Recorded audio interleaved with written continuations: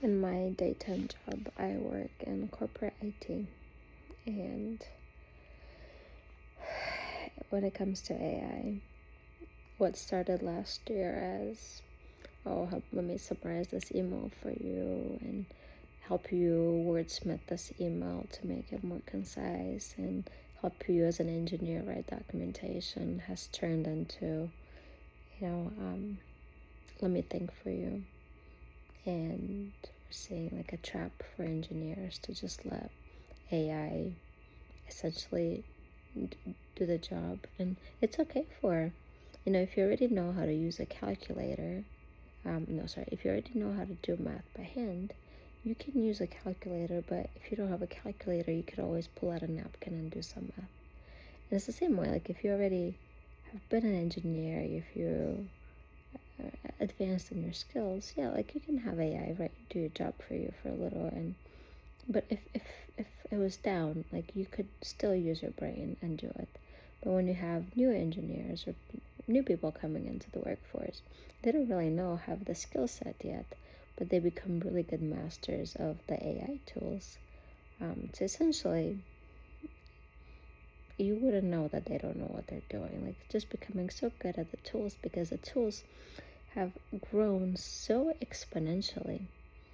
And as I get closer to it, as more and more prevalent at work, I see this storm, this incredible storm that I can't even say is coming, because like even Google was out today announcing some of its new capabilities, and up until now it was a lot of like generative content, like it can create content code for you, like very textual. And now Google came out yesterday that actually it can create generative UI, like it can generate designs, it can generate dashboards, views for you, like on, eventually on your Google search page, to just everybody can have their own personalized websites of sorts. Like you don't, it will just create it for you as you're asking for it, right? So we're seeing this storm of what was, engineering, or like we're such a computer heavy world. Like we've gone away from, everything is now automated, and to some extent a lot of jobs of, just revolve around having internet and technology and access to internet.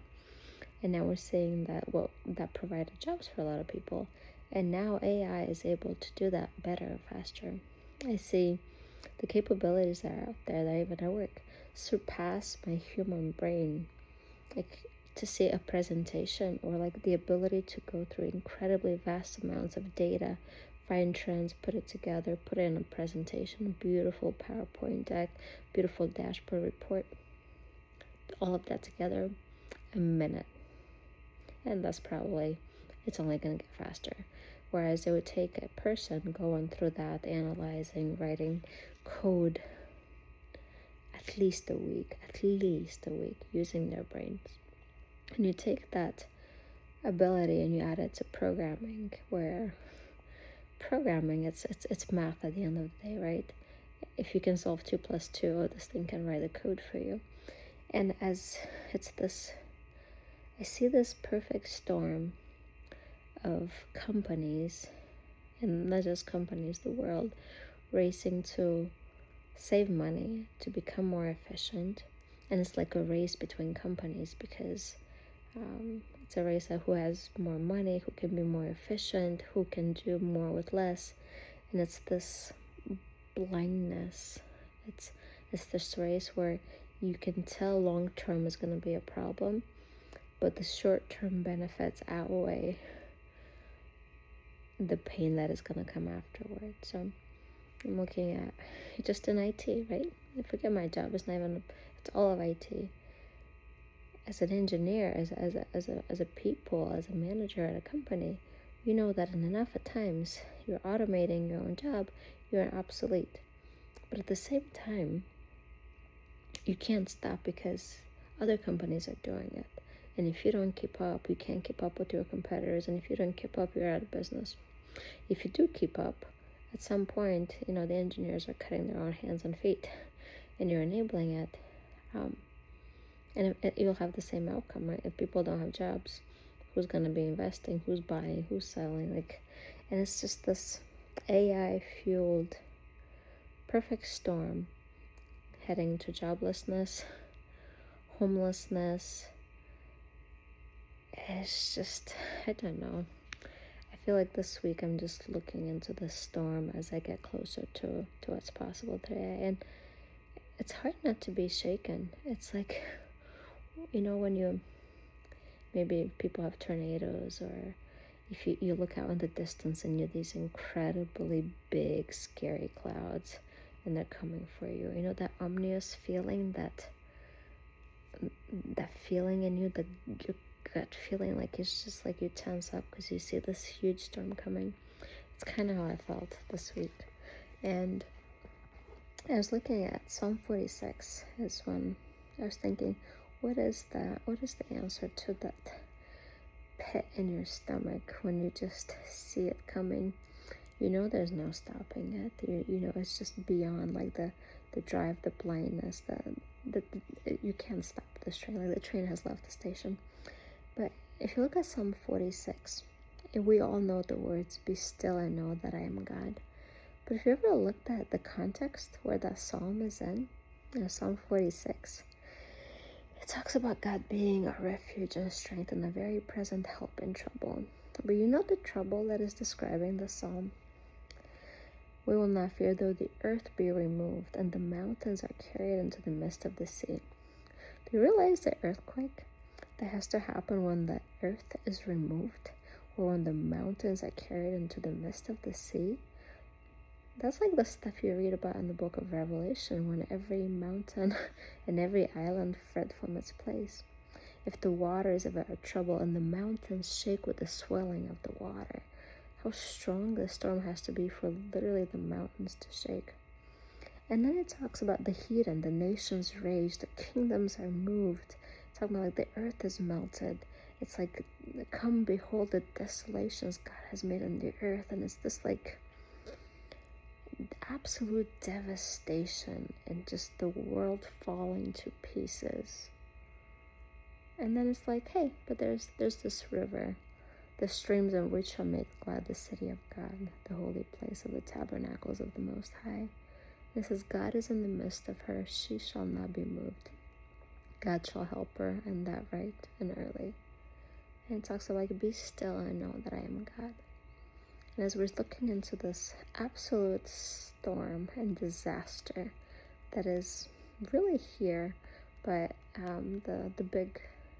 the world hasn't caught up to like implementing what's available and what's possible yet. But it's growing exponentially, so we're probably looking at like, it's not years, it's like weeks. Every week there's something new coming that is like changing the landscape, changing the game. Every week it's exponential learning. What was possible, it's possible now, wasn't possible 6 weeks. It's just mind-blowing. And in this race towards this horrible storm that is coming on the earth, in the midst of the earth being moved and the mountains shaking and just this place falling apart, in the midst of her, it says, God is in the midst of her, she shall not be moved. And it's talking about the city of God. Zion, that's you. You're the city of God, a city that is set on a hill. He says, God is in the midst of her, she shall not be moved. Be still and know that I am God. And that's for me, and that's for you, for all of those who can see the storm rising up. To be still and know that I am God as you look into the devastations that are coming on this earth. Is to know that if God is in the midst of you, you will not be moved. And that's my prayer. And as we look into the storm, and as you're troubled, and as the things are becoming so obvious around us, and it's a perfect storm for a reason. But my encouragement to you and to self is be still and know that I am God. God will make a way, and when there's no way of escape, He will always make a way of escape. And the day is coming that He will open that door and say, come up here. And in the midst of our trials, in the midst of our pain, we remember the words that Jesus said, when you see these things begin to happen, not even be in the midst of them, when you see them begin to happen, look up and know that your redemption is close. And that's our encouragement, to know that we just have to endure a little bit longer. It's about to get really ugly. It's about to get really bad. And I just feel this sorrow, this, I don't even know the English words for it. This almost like a you know, when you're about to say goodbye, and it's just that feeling of like deep sorrow. That's kind of what I've been feeling in my heart this week. It's just this deep sorrow as I look into what's coming.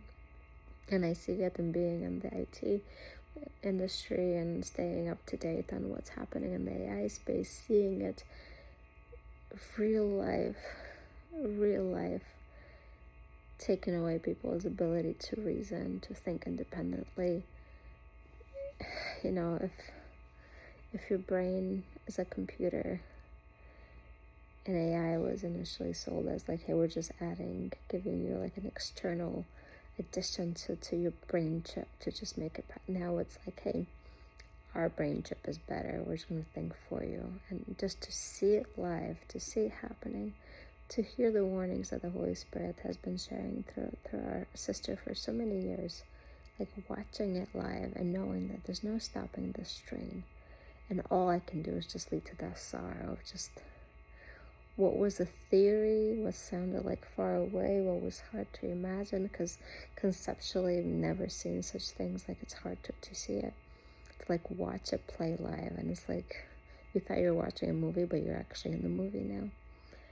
So in the midst of that sorrow, as I look into what's coming and I see it, this is my encouragement.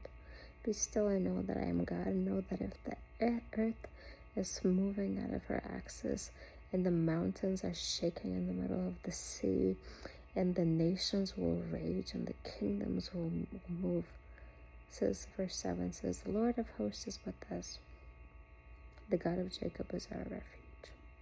There is a place of quiet and of peace, and that's in him. And my encouragement today is run to that place. Be safe and be still in his presence.